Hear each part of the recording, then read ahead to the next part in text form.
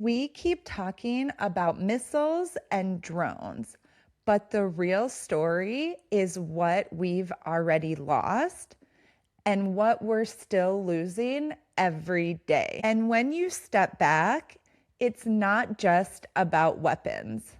It's about reputation, trust, and the kind of country we've become. Think about our military reputation. For decades, allies believed we could protect them. Even when they didn't really like us, they still thought, well, at least the US can defend us. That belief is gone. They see radars failing, missile stockpiles running low, bases in the Gulf exposed. If we were attacked tomorrow, we wouldn't be able to defend ourselves the way we once claimed. Now compare that to Iran. They studied, they adapted, they changed their weapons and their strategy. We walked into this war with the same old playbook, assuming bombs would make them surrender. It's night and day, and that's the lesson. Adaptation matters more than numbers. Iran adapted, America hesitated. And then there's the economy. This war hit at the worst possible time, when Americans and the world were already struggling with a cost of living crisis. Oil prices go up, and suddenly everything gets more expensive. Food, transportation, heating. And remember, America is drowning in debt.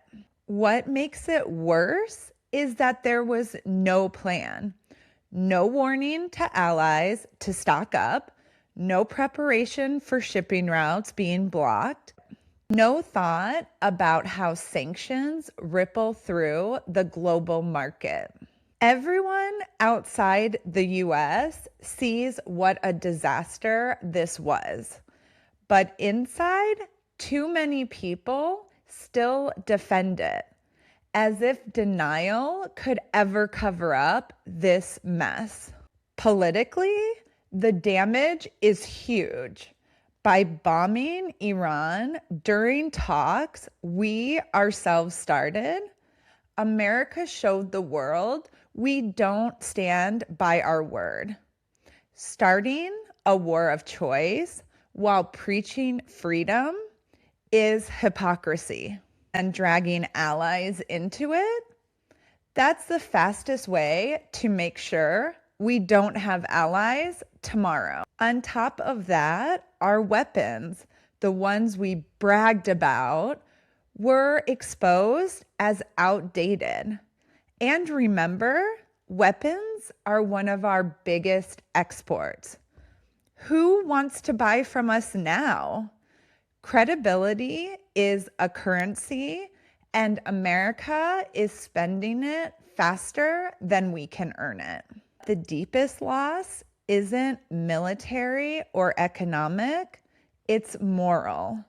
This war exposed the cracks in our culture. Qualified leaders were replaced with yes men. News outlets are parroting half-truths. And a government that no longer earns trust. And the world sees it. They see the chaos, the dysfunction, the erosion of accountability. Wars don't just test armies, they test societies. And ours is failing that test. That's the part nobody wants to admit. The war so far has cost more than missiles. It's cost us credibility, alliance, and moral ground. If we don't face that honestly, we'll keep losing, even when the fighting stops. And that brings us to the hardest question of all. what comes next? Because the end game isn't being talked about, not in Washington, not in the media, not even among our allies. We will look at the future nobody wants to face, but everyone needs to understand. I hope you got something out of this episode. If you haven't already, please hit that subscribe button and let me know in the comments what you think about everything going on with this war.